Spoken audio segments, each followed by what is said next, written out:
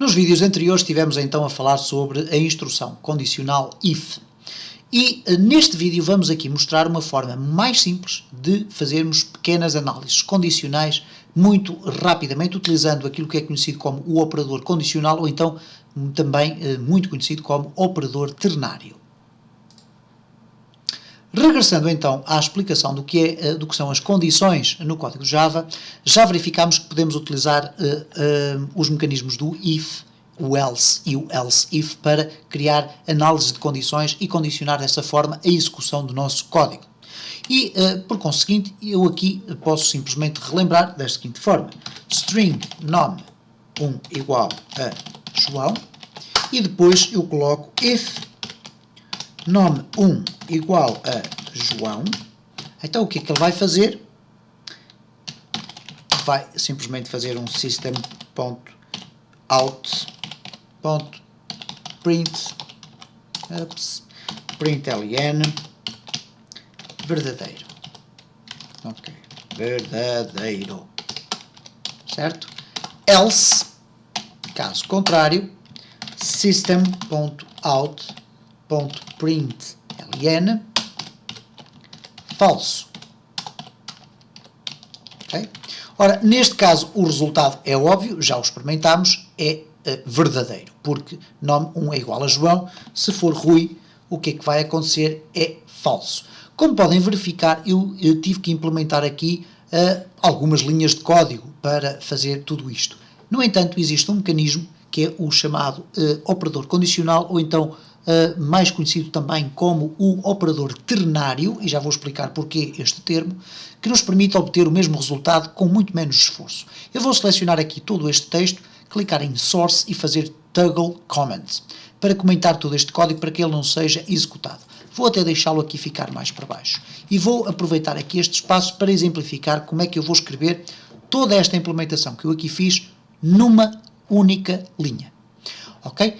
Então eu tenho aqui, se nome1 for igual a João, ele apresenta o texto verdadeiro. Caso contrário, apresenta o texto falso. Então eu, utilizando o sistema ternário, ou a condição ternária, eu escreveria da seguinte forma: system.out.println, e agora vou fazer o seguinte, aqui dentro, eu não vou escrever nem verdadeiro nem falso, vou escrever a minha condição ternária.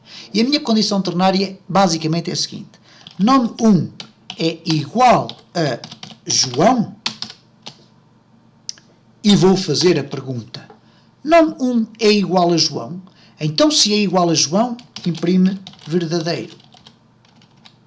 Ok? Caso contrário, dois pontos, imprime falso. E eu vou aqui separar estes valores para podermos fazer a leitura do que aqui está a acontecer. Primeiro, porquê que se chama condição ternária, ou o operador condicional, mas que eu gosto mais de chamar como condição ternária? Porque tem aqui três campos devidamente separados. A condição, isto é, nome1 é igual a João, tem depois o sinal de interrogação para questionar se efetivamente este resultado é verdadeiro ou falso, e caso ele seja verdadeiro, vai ser executado este pequeno bloco que aqui está. Ora, este pequeno bloco, e eu já vi que tenho aqui um erro, verdadeiro, ok, peço desculpa, verdadeiro. Ora, eu peço desculpa pelo erro. O que acontece é o seguinte: então temos um bloco de um sinal, segundo bloco, outro sinal, terceiro bloco. Ora, nestas condições o que acontece aqui é o seguinte: eu quero imprimir um determinado texto, mas esse texto vai ser condicionado pela verificação ou análise desta condição. Se nome1 for igual a João, então vai imprimir aquilo que é a parte do código respeitante à verdadeiro, ou à posição verdadeiro. Caso contrário, vai imprimir aquilo que diz respeito a falso. Okay? Portanto, se esta condição for verdadeira, vai ser impresso isto, caso contrário, vai ser impresso aquilo. Ora, neste caso concreto, ela é falsa. Porquê? Porque o nome1 é igual a Rui. O que vai acontecer então é a impressão de falso, que é este valor que aqui está. Se eu voltar a ter aqui João, eu vou ter então o verdadeiro. E como podem reparar, há aqui uma diferença substancial, que é a quantidade de código. Okay? É evidente que uma estrutura if-else, ou if-else-if, else, etc., etc., permite-me uma plasticidade muito maior do que aquela que me permite aqui o operador condicional.